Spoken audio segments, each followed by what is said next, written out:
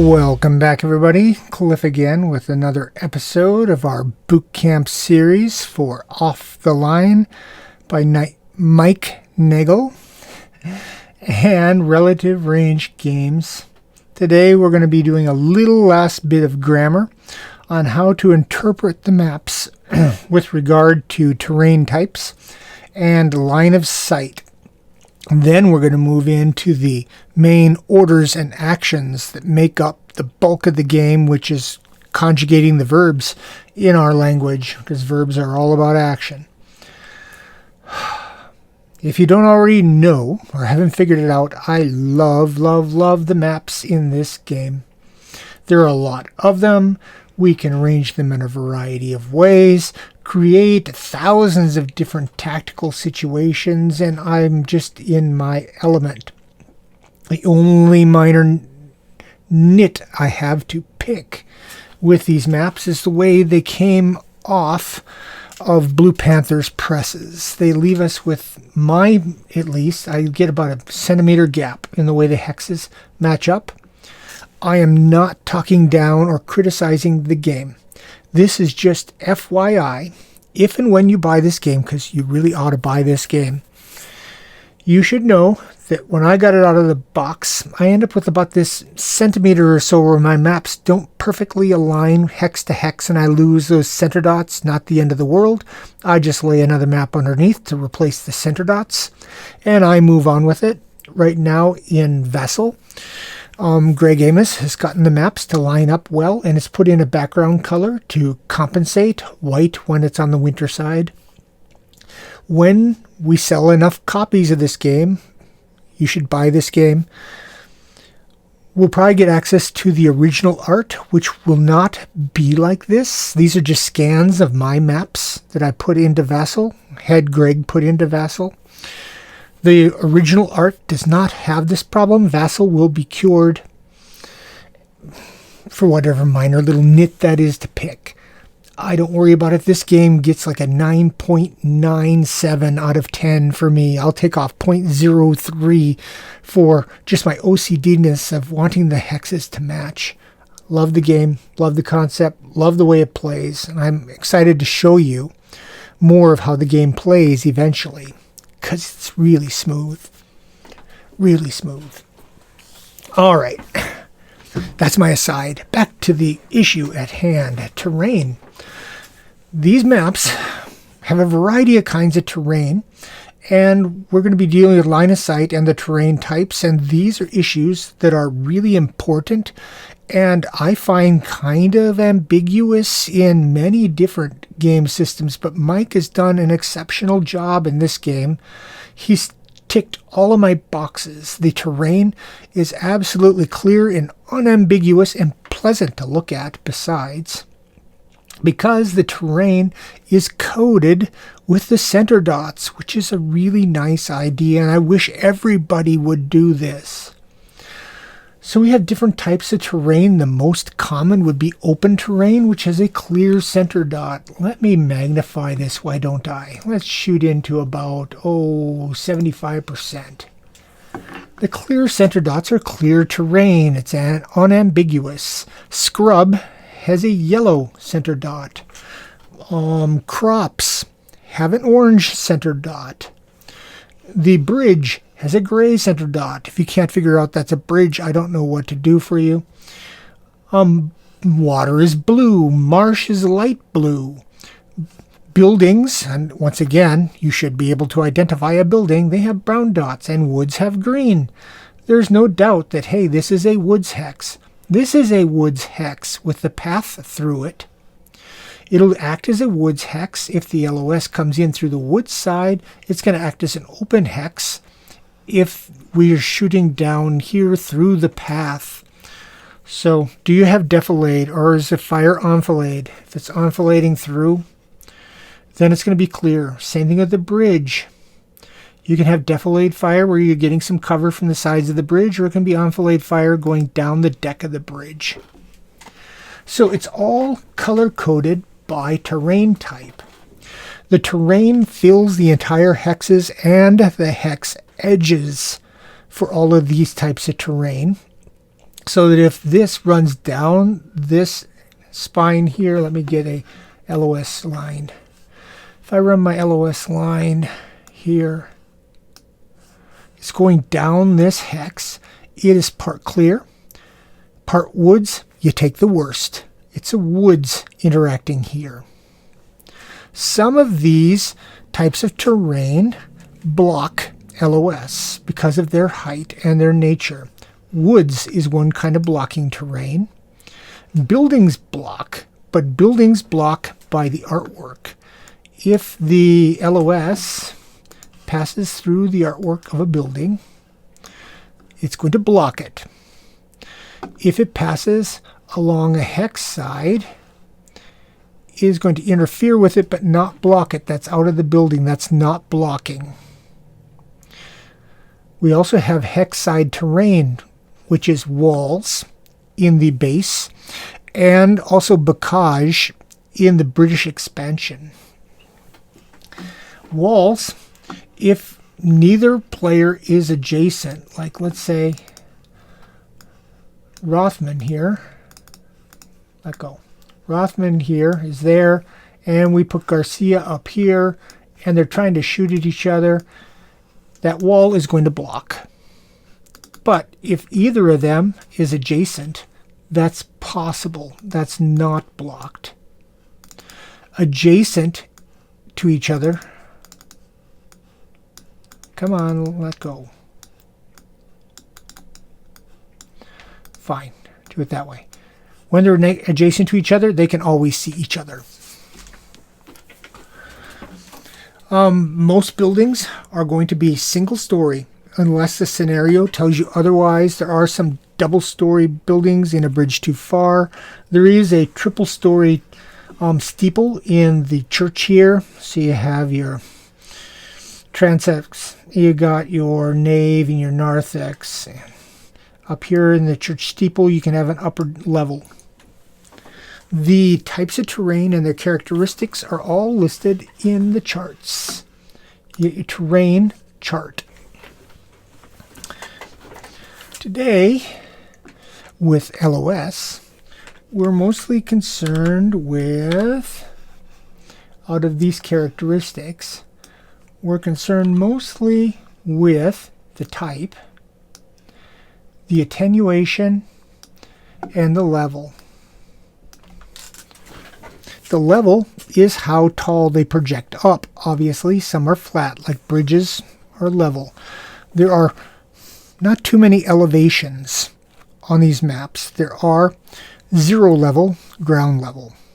There are level 1 hillocks, which are 1 step up, and level 2 for now hillocks, which are 2 steps up. 3 steps up, like the steeple, are not as common.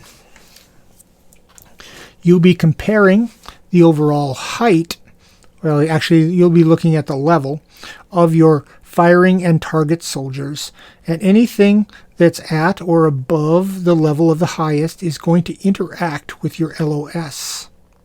Some block, as I said, buildings will block, the walls will block, bocage blocks, and walls can block. The rest are fairly low. Soldiers also block LOS unless they're prone or pinned to. Pinned to is basically, facing the dirt. So we have the attenuation, we got the level here. Attenuation has to do with LOS. As I said early on in one of the first videos, the maps are relatively small, just a few acres, and the shots are relatively short, just a few hundred meters, so that a professionally trained soldier would have no trouble making shots at any point across these boards. But there are things in the way that are going to degrade or attenuate your view. Attenuation is what's going to determine range, not hex number. When you look at a card, like the US reference card, and who do I got on the board here? I have Rothman and I've got Garcia. What's Garcia? Garcia's got the M1 carbine, or carbine if you're across the pond. Short-barreled, 30 caliber. So here he is with his carbine, M1C.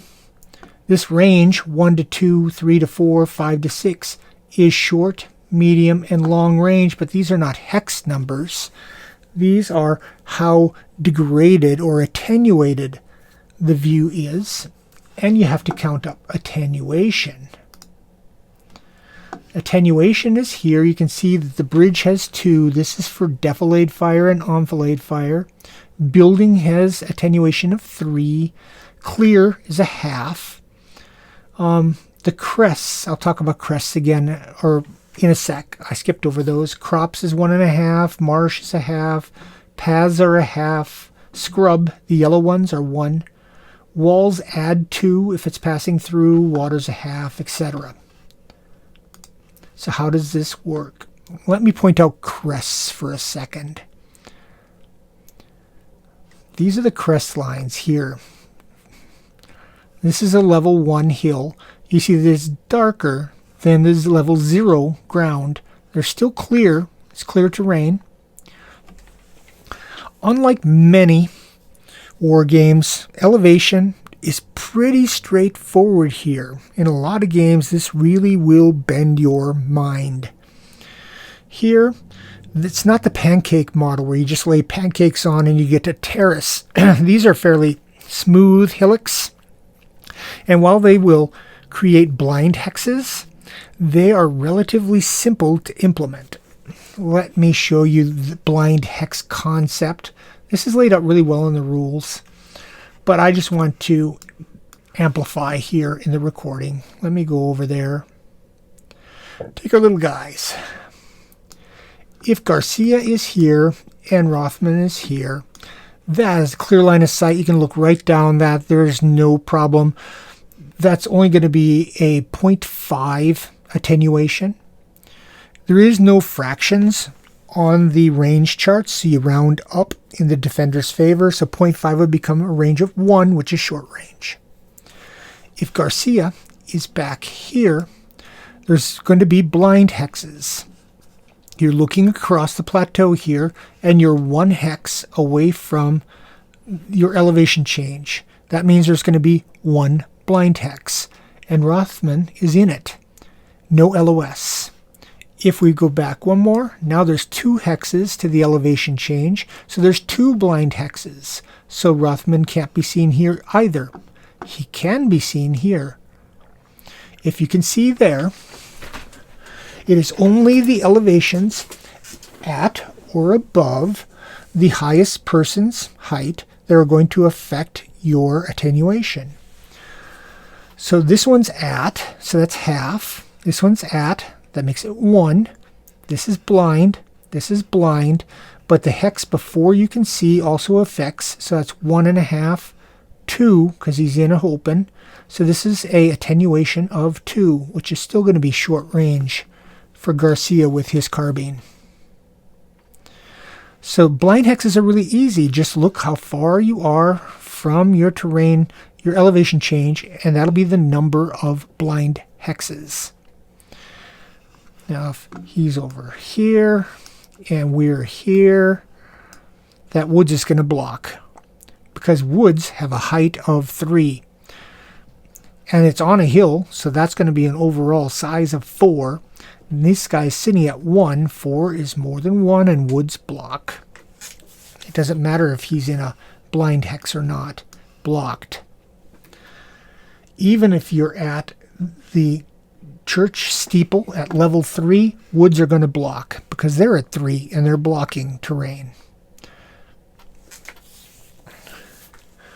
Other things to consider.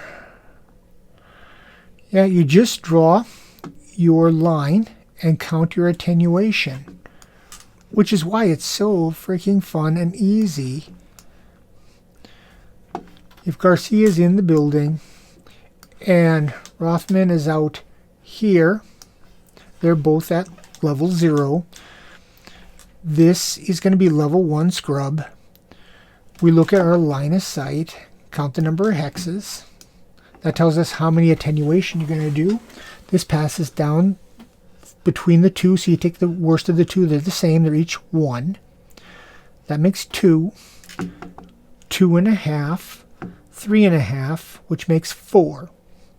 So Garcia shooting at Rothman would have an attenuation of 4, and in his chart, 4 for the carbine is medium range. Whereas if Rothman returns fire, line of sight in this game is absolutely reciprocal. If I can see you, you can see me. If he's firing back, that's half, 1.5, 2.5, and this is 3. 5.5 goes to 6. So in the German reference sheet, 6, and he's using a rifle. See, here he is with his 1898. A 6 puts him at long range because it's much more degraded trying to shoot back into the building, whereas shooting out of the building into the scrub is easier. So you want to use your terrain effectively. There are other terrain features that can be added in. There's temporary terrain, which will be in our pieces here. We can have foxholes. When foxholes are on the board, that location adds 1 onto here, and it's going to affect our attenuation as well. Let's look at our chart. This can be on the back. And let's make it bigger. Foxholes, attenuation is terrain type. It's going to give us some protection for morale. Improved position, terrain type. So it's not going to affect your attenuation, but it's going to give you better protection. We will get some attenuation for smoke. We have smoke grenades in the game. So if Rothman throws, not prone, let's delete that, throws a smoke, you can play that smoke out up to 2 hexes away. If he throws some smoke, let's get rid of those foxholes. Now our attenuation. Get rid of this. Draw our LOS. This is going to be +2, and it is in... That's in the scrub. So our line of sight, there, we'll go half.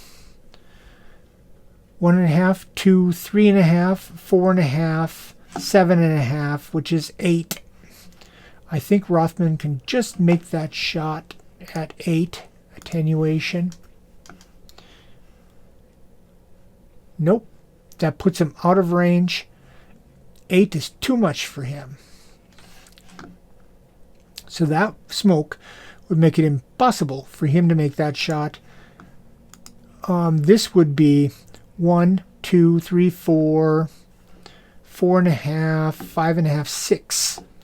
Garcia should be able to make that shot with his carbine at long range. The 1 has nothing to do with the intensity of the smoke. We're going to cover smoke in movement. It has to do with how long it lasts. This is the first turn it's there. At the end of the turn, it becomes smoke 2. At the end of that turn, it goes away. So line of sight is really simple for a tactical war game.